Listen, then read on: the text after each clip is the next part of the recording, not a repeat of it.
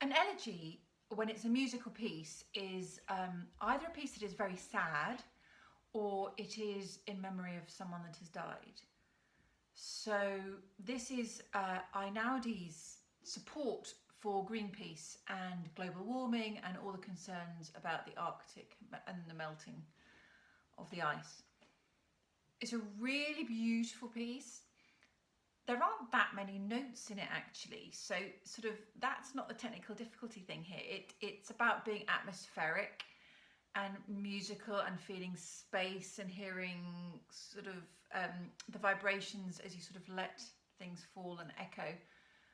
And yeah, it's a beautiful piece. So if you like the sound of it, then do go for it. It's really lovely. I often give it to my students in winter time to sort of think of something wintry. There's a great video, by the way, of him. It was a Greenpeace video on YouTube. So put in Einaudi and Arctic, and you'll see him floating on a man-made iceberg. Sort of speakers covered up and everything, big fluffy boots, no gloves, impressive. And he plays this piece, and he's on his own, literally floating in the Arctic, and the crew boat, you can see a bit in the distance. And it's just really beautiful and thought-provoking, and yeah, you feel the sadness in the music. So we are in the key of F minor, maybe because it's frozen, just putting it out there, maybe. And it starts with a very low F octave, and it says piano, but it's got to last the whole bar, so don't be too cautious, and you want the notes to sound together. And then the right hand does this really beautiful tune. Now, I would recommend you try and get your top line, the top part of your right hand, to sing out more than the bottom.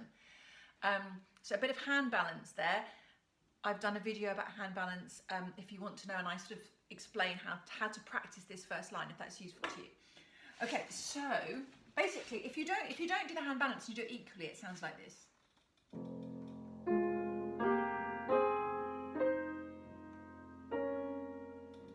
Lovely. With more of the tune, it's this.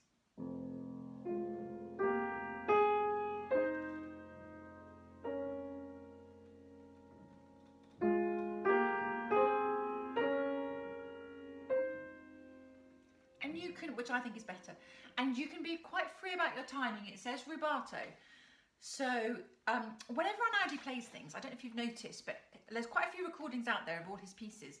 He quite often plays things a bit differently, like adds a few notes sometimes and not in others. It takes more time somewhere and not in others. So I really think you kind of have a license to do what you feel, and I think he'd be okay with that. So take a bit of time, think about the atmosphere that you're creating, do a tiny rit or a tiny pause if you feel that's right. That's absolutely fine. When we get to line 3, you start to see little tenuto signs. That's a little line over the top of a note. So a tenuto means to hold for full length, but it also means, in piano terms, lean on this little bit. So I call it a nudge. So that pushing through your wrist really helps. And it says to be delicate, so it's tricky because that first one you've got to ping, hear the C and ping the C out. And then play really quietly. And then you get this lovely tune, but only nudge the ones that say tenuto.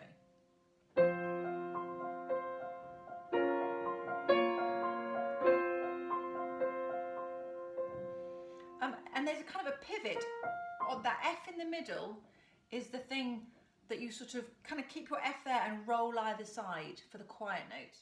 So you're going to nudge the one at the bottom. And there's a really big stretch in bar 20. But as I say, if you've got your pivot on your F in the middle, you'll be okay. So you've got to nudge your tune notes, the ones with the tenuto on. Everything else has to be really, really small. So just keep your hand quite still, don't lift it very much. Place things really carefully. You know, in exams, page turns, you are actually allowed one photocopied page for ease of page turn in an exam. So when you've got the actual book with you, that's totally legal, okay? So if that makes you feel a bit more comfortable, have a page turn ready photocopied so you don't actually have to turn it physically. Even though it's quite a nice place, if it's going to worry you, have a photocopy, it's absolutely fine.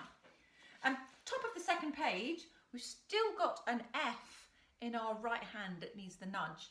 But the middle of the left hand has an interesting note, so that you can ping out. Maybe lift your finger a little bit more to give that a little bit more volume.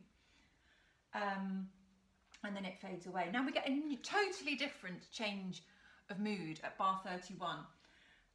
So you need to drop onto your accents. Pedaling, I haven't mentioned pedaling. From the first page, I would say, the first two lines, pedal every single chord. Because that's my taste. You don't have to do that. You might do it slightly less, but I like that. You still hear a lovely reverberation of everything. It's fine. After that, from sort of bar 11, I would only do where there's a change. So I do bar 11, I would do bar 14, up, down, and then bar 15, beat 1, up, down, beat 3, up, down, and then bar 16, just 1 up, down, and then I would keep it down until the next little rest. So only do it on a change of harmony, change of chord. However, I've listened to a few recordings of Einaudi, and I think he keeps his pedal totally down from bar 31 until the big low D flat at bar 38. So I would recommend that. It just really makes it build. Oh gosh, and on the actual video in the Arctic, when he does the lowest, loudest bit, very dramatically in the background, part of the ice falls just at that point. You sort of think, oh gosh, has he just played it too loud? Anyway, dramatic, as I say, very powerful. So, bar 31, your pedal's going to go down and you're going to drop onto your accent.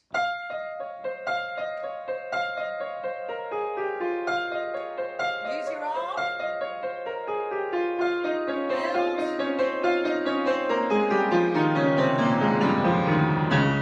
Pedal.